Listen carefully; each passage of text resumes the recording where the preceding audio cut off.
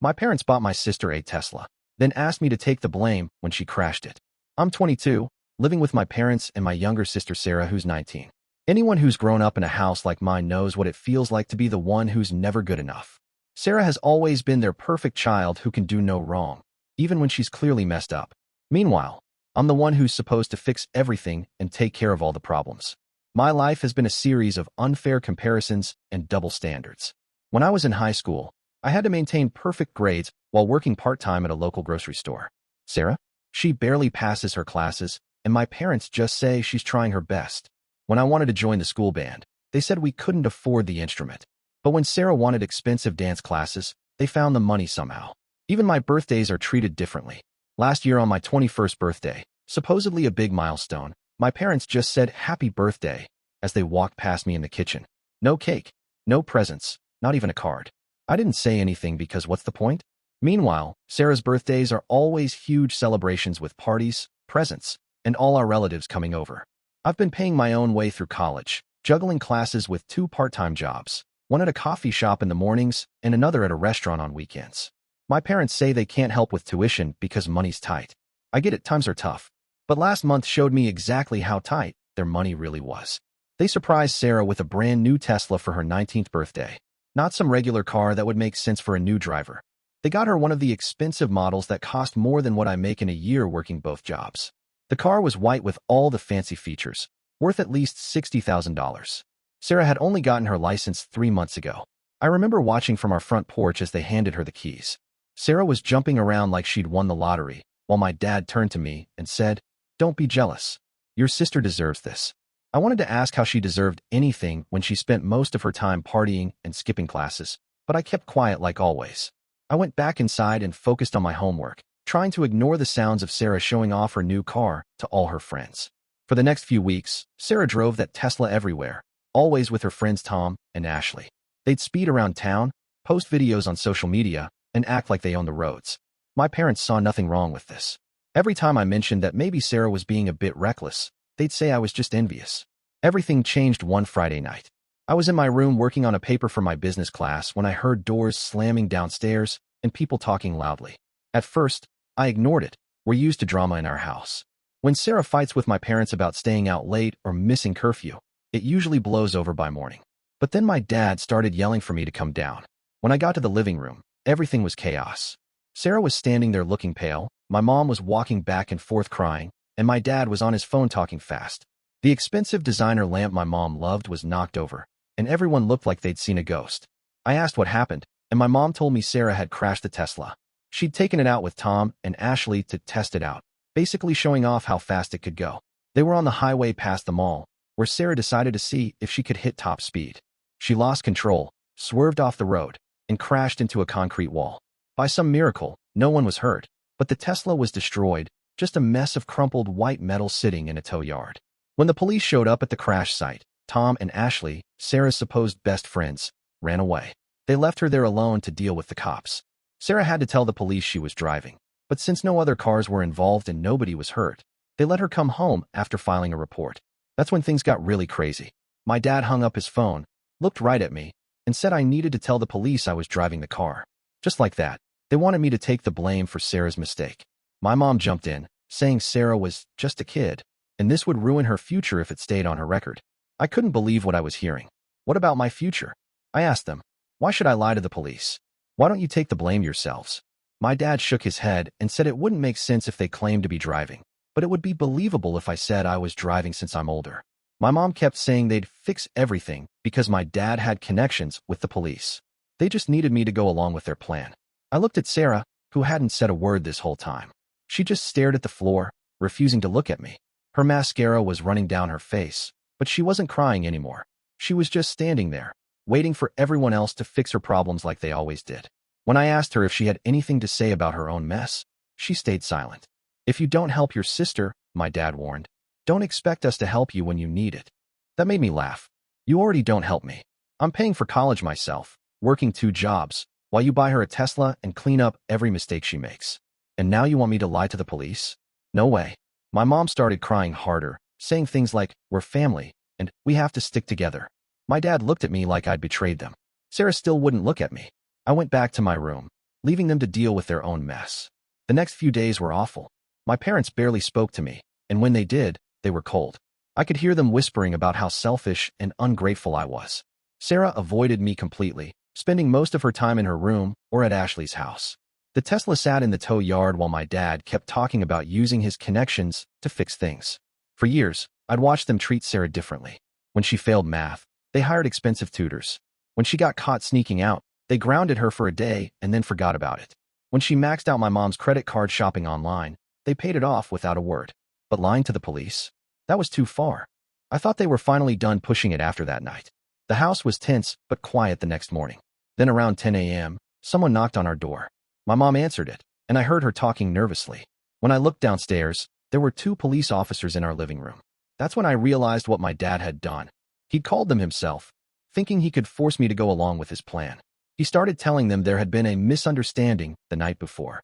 According to him, I had been driving the car when it crashed, and I'd run away, leaving Sarah to take the blame. My mom sat there nodding along, like she was just an innocent bystander. The officers looked at me, waiting to hear my side. I stayed calm and pulled out my phone. I showed them my school assignment that I'd submitted right around the time of the crash, with the timestamp to prove it. Then I showed them messages I'd been sending to my friend Mike about the project. I even offered to let them check my phone's location history, which would show I hadn't left the house all night. One of the officers looked at my phone and nodded. They asked me a few questions about what I'd been doing, and I answered honestly. Then they turned to my dad, and their tone changed. They told him they'd already checked security cameras near the crash site. The footage showed Sarah driving alone. Not only that, but they'd talked to Tom and Ashley that morning. Both of them had confirmed Sarah was driving. My dad's face went white. My mom stopped her act and just sat there, staring at the floor. I thought that would be the end of it. They'd been caught in their lie, and now they'd have to deal with it. But my dad lost it. He started yelling about how I was destroying the family, how I was supposed to protect my sister, how I was ungrateful for everything they'd done for me. He kept getting louder and louder, stepping toward me with his fists clenched. One of the officers moved between us while the other grabbed my dad's arm. "Sir, that's enough," the officer said. But my dad wouldn't stop. He tried to push past them, still yelling at me. That's when they put him in handcuffs, telling him he was under arrest for attempting to file a false police report and for his behavior toward me. My mom started begging the officers to let him go, saying it was all a misunderstanding. They ignored her. One officer asked where Sarah was, and my mom had to call her downstairs. Sarah came down looking like she hadn't slept, still in her clothes from the night before. She didn't argue or say anything, just followed the officer's instructions. They took my dad out first. He was still yelling about how I'd ruined everything as they put him in the police car. Sarah went next, quiet and defeated.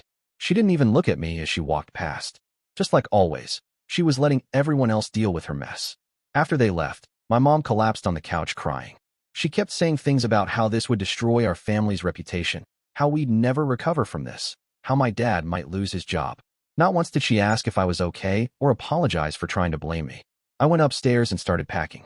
I grabbed my clothes, laptop, important documents, and whatever else I could fit in my backpack. When I came back downstairs with my bag, my mom finally looked up. She just stared at me for a minute, then said, "Your father will never forgive you for this." I didn't say anything back. There was nothing left to say. I walked out and called my friend Mike, who came to pick me up right away. His family has a small guest room, and they said I could stay there until I figured things out. The next few weeks were busy. I picked up extra shifts at both jobs and started looking for a place of my own. Mike's parents were great. They didn't ask too many questions, just made sure I had food and a quiet place to study. I focused on my classes and saving money, trying not to think about what was happening with my family. About a month later, I heard from Mike's sister, who goes to the same college as Sarah. My dad's connections hadn't helped at all. Sarah got charged with reckless driving and had to pay a huge fine. They suspended her license for a year. All her college acceptance letters got pulled back when the schools found out about the crash. She was stuck at home, no car, no college plans, finally facing consequences for the first time in her life. My dad got hit with his own charges. Trying to file a false police report was bad enough, but his outburst at me made things worse. The judge ordered him to take anger management classes and pay more fines. He lost the promotion he'd been up for at work when his boss found out about everything. The money problems piled up fast. Between Sarah's fines, my dad's legal fees, and the destroyed Tesla they were still paying for, they had to take out loans. My mom had to sell her jewelry and designer bags. They even had to cancel their annual beach vacation. I didn't hear from any of them during this time. No calls, no messages, nothing. It was like I'd never existed. The only updates I got were through mutual friends or social media. I saw my mom posting about how hard things were and how families should stick together. The usual guilt trips, but never admitting they were wrong. After 2 months of silence, Sarah sent me a message. She didn't apologize or take responsibility. Instead, she wrote about how different things were at home, how mom and dad were fighting all the time, how she missed how things used to be. She said she wished everything could go back to normal. I stared at that message for a long time, thinking about what normal meant in our family. Normal was me taking blame for her mistakes.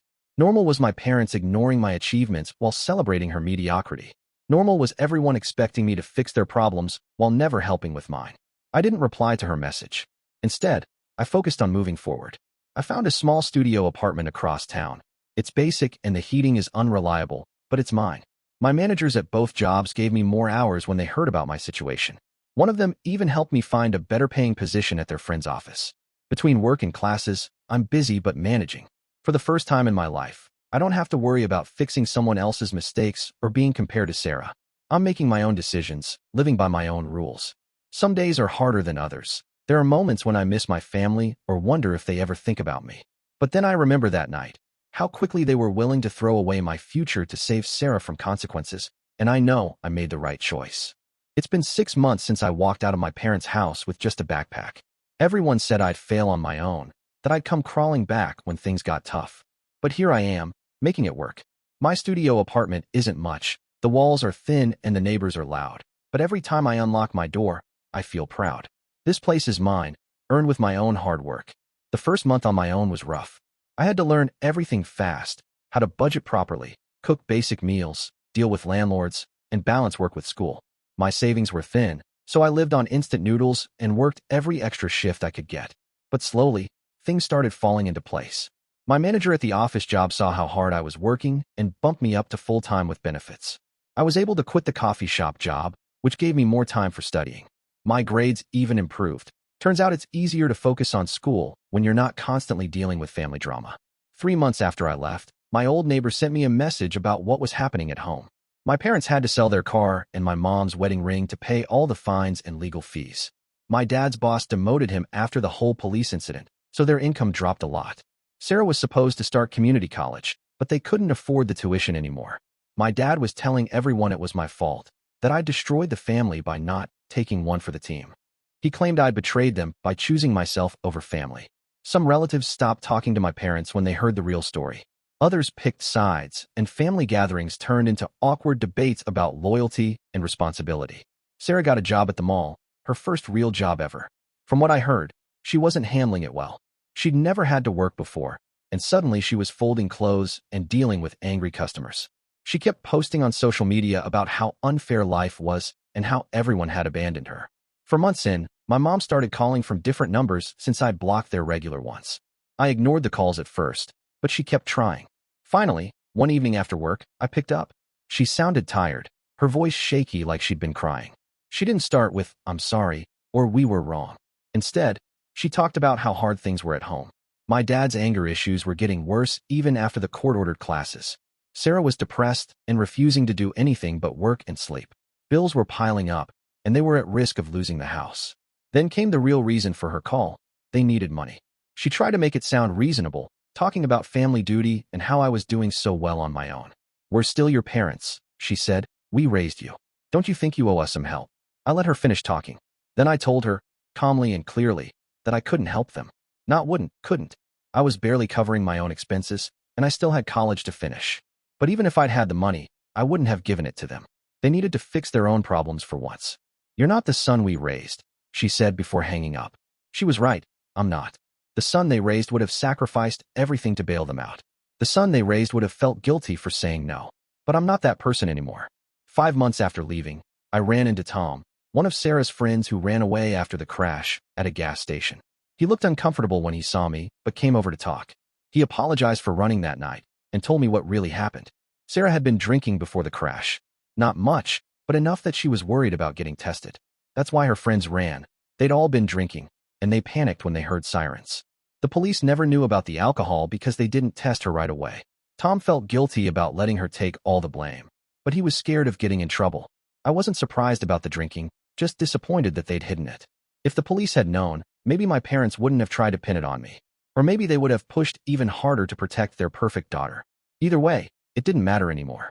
Last week, I got my midterm grades back, all A's and B's. I celebrated by buying myself a proper dinner instead of my usual cheap takeout. While I was eating, my phone lit up with a text from Sarah. She'd heard about my grades from a mutual friend and wanted to tell me she was proud of me. It was the first nice thing she'd said to me in months, but it felt hollow. She added that she missed me and wished I'd come home to visit. Home. That word doesn't mean what it used to. My small studio with its noisy neighbors and temperamental plumbing feels more like home than that house ever did. I'm doing better now. I've made friends at work who don't know me as the responsible older brother or the family disappointment. They just know me as me. I joined a study group at college, and we meet twice a week at the library. It's nice being around people who care about their future and work hard for what they want.